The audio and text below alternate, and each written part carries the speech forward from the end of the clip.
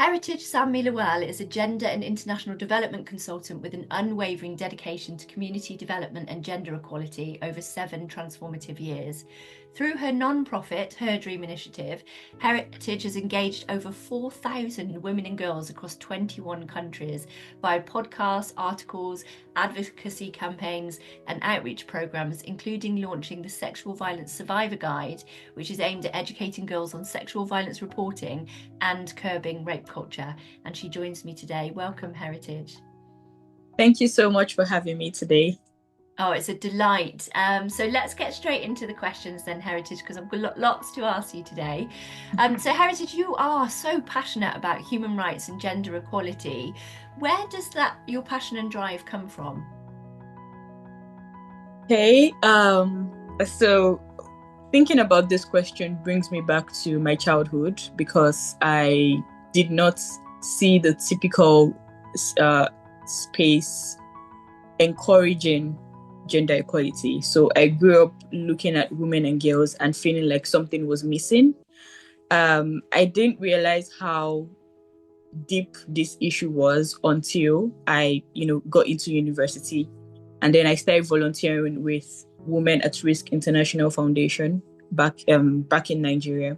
And then I saw how the organization dealt with a lot of sexual violence cases. And it really struck me odd that this was really something urgent and something serious to tackle and to address. But it seemed like it was just one of those issues. I mean, one of those minor issues. And I think this boils down to how women and girls are viewed generally. I would say that this in itself was what spurred me to take my passion to another level and to start an organization, because I saw that I had a role to play in empowering and amplifying the voices of women and girls, especially when it comes to these issues that are being neglected.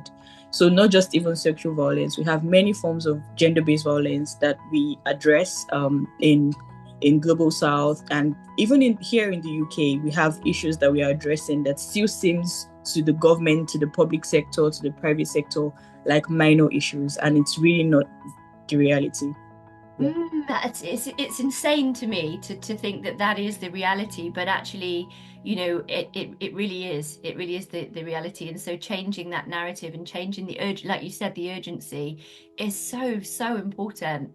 And that's what you're doing, which is amazing. And I've mentioned already your non-profit, that Her Dream Initiative has engaged with 4,000 women and girls across 21 countries. So then what can you tell us more about the Her Dream Initiative? Okay, so Her Dream Initiative started in 2021. The initial idea was to just have a regular podcast where women and girls come in and talk about various issues, which happened for a while. And I saw how impactful that was. I think we had the reach in about 14 countries, listeners from 14 countries. Recently, we were also highlighted as one of the top 20 podcasts in the world speaking about gender-based violence issues, which was amazing. Wow. But I saw that we had more work to do with the grassroots level. So there are many people who won't go on Spotify or Google Podcasts to listen to those issues. But there are people in schools and people on the streets who don't have any idea about how gender equality should be promoted or why it is a necessity in sustainable development. So I decided to start officially in 2021.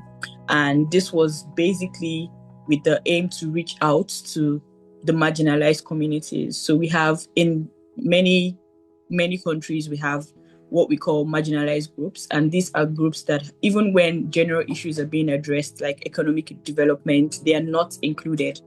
So how much more gender equality, right? So we decided to take this advocacy to those communities. And we started with a school. I remember that the first outreach that we had, we went there to talk about sexual violence. But the moment we got there, we realized there was a deeper issue, which was leadership. So the girls came to me and said, you know what, we've not had, because they call them head girls and head boys. That's like the president of the school.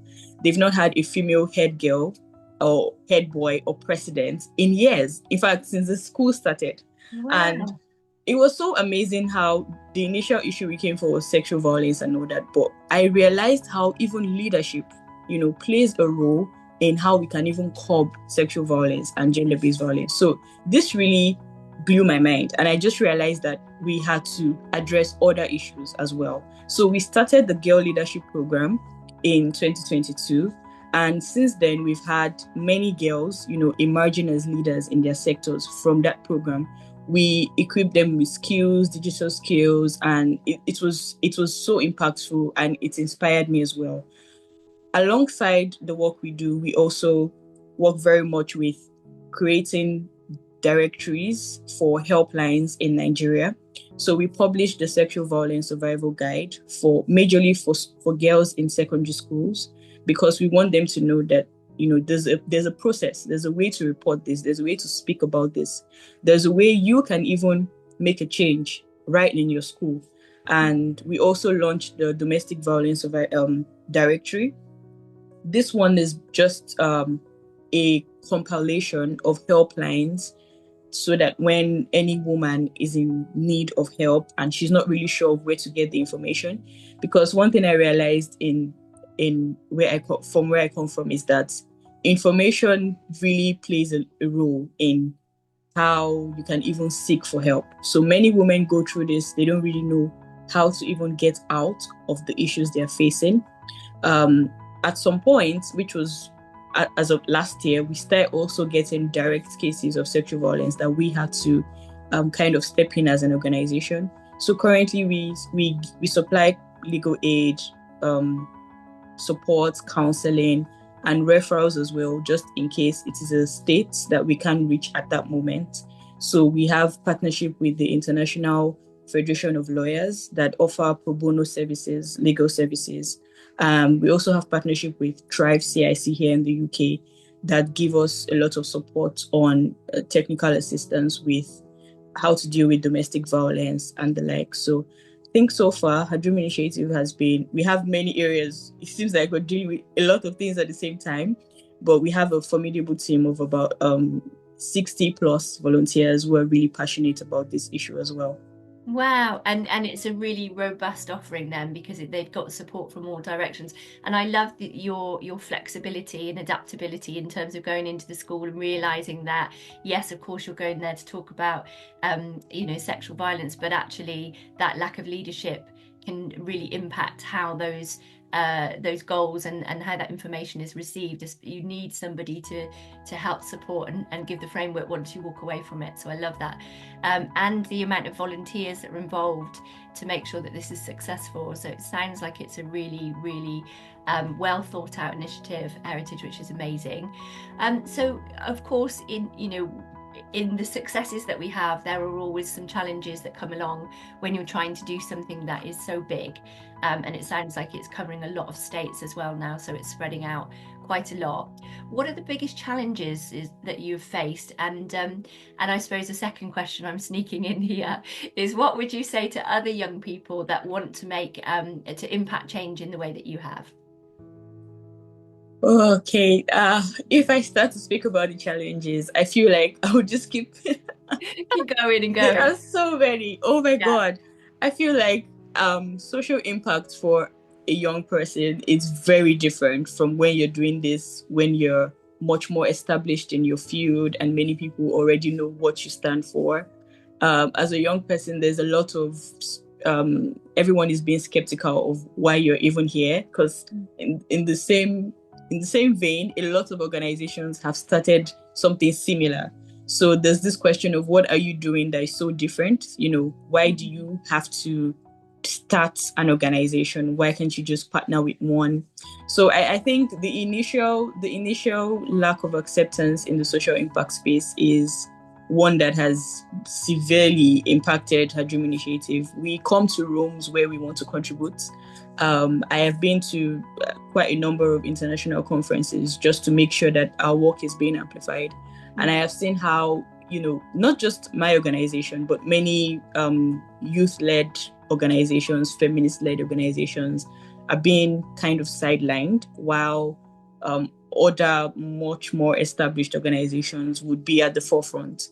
And that's why I really I'm what the work in the Global Youth Awards and the Legacy Project really, really inspires me, because I feel this is what we need. We need that network, we need that support. And I'm really thankful for this platform that we've had so far.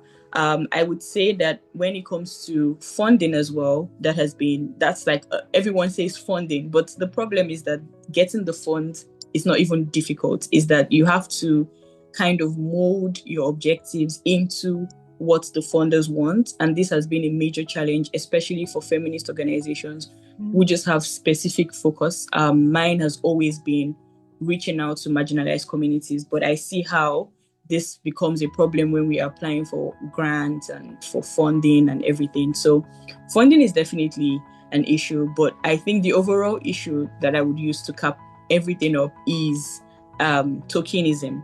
So what do I say to young people who want to start this? I will tell you, just start.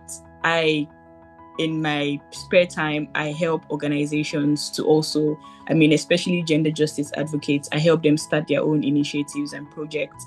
I give them some advice. And then from my legal background as well, I give them some tips on how to get registered and the likes. And I have noticed that the biggest challenge they have is, do I have to have everything sorted out? Do I have to have all the funding? And I tell them, just start. Don't feel like you have so much time, because really, when it comes to passion, I think that's one thing I have to tell young people all the time, is that we have a specific space of time to be really passionate about something and pour our energy into it. And we can't afford to feel like we can't make any change right now, even with the little things we're doing. I have seen lives impacted through her Dream Initiative. I believe so much in the power of our voice. And I know that anyone who wants to start a project to create change should start now. There's no need to hesitate. I know it's going to be hard initially, but trust me, you'll be fine. Yeah, I'm fine. beautiful. And I agree. Passion, purpose, and drive. If you've got that in bucket loads, which you clearly have, Heritage, and that's the reason why you've driven her Dream Initiative so far. But also, you mentioned then about youth voices and the tokenism, when we were talking about the challenges you face. And I watched your backstage interview at Global Youth Awards, and you talked about that a lot there, and the importance of youth. Youth are the future. This is our future leaders. If we're not listening now, then when are we going to? So I agree with you wholeheartedly there. And that's one of the great things actually that we're experiencing as Legacy Project, is that we're finding a lot of organizations, rather than the tokenism of having youth involved, which is how it began, are actually seeking youth panels now and youth guidance councils, because they realize that the voices that youth have are very different to the voices that they've got in the organizations, in terms of the narrative is around talking about what needs to be done. And I think what's different when it comes to young people is it's action. You're calling to action. Okay, enough talking now. Let's get on and get the work done and make sure that things are really happening. And I think a lot of organizations are coming to the point where they're seeing that. So maybe that will become less of a challenge moving forward, which will be exciting. So you've just completed your master's in international human rights law. So congratulations. That was at the University of Leicester. How was that? How was the experience there? And how has that impacted the pathway for the work that you're doing with Her Dream Initiative and the other things that you're involved in? Thank you so much again. I think with my master's program, I wanted to learn more about international human rights. And I think that when it comes to law and policies, I've always been interested in it. So I wanted to take it a step further. I still believe sometime in the future as well, I'll be doing my PhD as well in the same area. It was such an interesting journey for me, coming to understand more about issues that matter to me. My dissertation, for example, was on the impact of climate change on women and girls in some selected regions in Africa, sub-Saharan Africa, the Niger Delta area in Nigeria, and the likes. And I came to understand so many issues that I'd neglected somehow in the course of my study. That's my first degree in law. I now know much more about climate justice, about the freedom of people immigration laws. I now know so much more about fundamental human rights, which is the basis of everything I am doing in social impact. So I feel like that really drove a lot of the ideas that I had even in the past year.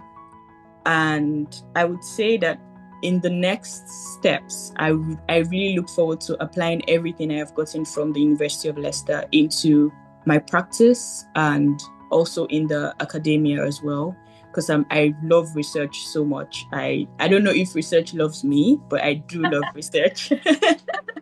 And I spend a lot of my time looking at this issue. So it was just very nice to have this in a professional environment, in an academic environment.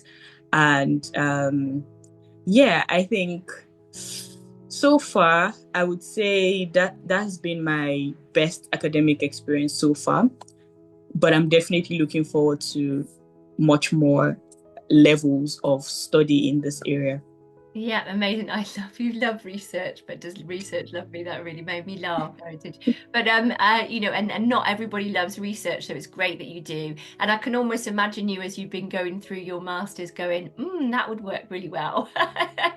And thinking about her Dream Initiative, which is really amazing. And of course, you know, it was amazing to have you at the Global Youth Awards in November to come and collect your award in person, which is a global award. So it's very difficult at the moment to make sure that we've got everyone there. So that was amazing. And so you won a Global Youth Award for empowering change. How did it feel to receive the award, and what impact has it made to be recognised in that way? Okay, so receiving the Global Youth Awards, it's been difficult to put into words because I think a lot of my friends called me and said, how do you feel? I even had, my church even made like a flyer celebrating the achievement. It was such an uplifting moment for me. I just felt like we are doing something right and we can do better. We can do more with the support that we have. I felt like it felt like a warm hug, if I could describe it in a feeling. It felt like I see you and keep going, like keep pushing. I also felt humbled because I do realize the reality of what we address as an organization. And it kind of feels bittersweet, to be honest, to think that we have to have organizations even set up for gender equality in the first place. So it humbled me to know that it is indeed a privilege to serve as a founder of an organization like this that is doing so much work. And yes, I also don't want to leave out the part of youth feeling seen and empowered, because I have to say this, the Global Youth Awards is one of those pivotal awards that we have in this generation that really inspires people. And I think one thing that really struck me, even while attending, because I did everything I could to attend, I was so excited that I could bring my family with me, and some of my friends followed, that they were so excited. But I think that when they got to the award ceremony, they were even more inspired. I still have a lot of them call me and just, call me and check on what's going on in your organization. How can I help? And this has even inspired them, seeing not just me, but other change makers, and seeing that, wow, youths are doing so much all over the world. So I felt like I was in the midst of people who understood change and impact, and that felt really good, to be honest. So I think that sums up my experiences. Yes. Heritage, I've got goosebumps. That's just giving me goosebumps. That's really, really amazing to hear. And of course, we've got the Ambassador Network moving forward, so you can collaborate with other people around the world. That's now, I think we're 76 from 31 countries at last count. So we've got an amazing network to tap into. Yeah, I'm excited to see what we create with that in 2025. But yeah, that really gave me goosebumps listening to your experience. It makes it so important what we do, and it makes us realize the value to keep us going for that. So thank you for that. And so you continue to be an advocate for justice, equality, empowerment, and inspiring so many other young people on a global scale. But what are your ambitions for the future, for yourself, but also, and then the sneaky second question here, for our global community? Okay, so this is huge. It's a big I one. feel like I'm about to lay out my 2025 vision board. Great, go for it. But I think one thing is fundamental to me, and that is scaling the work at our Dream Initiative. We are currently at about 6, 7 countries.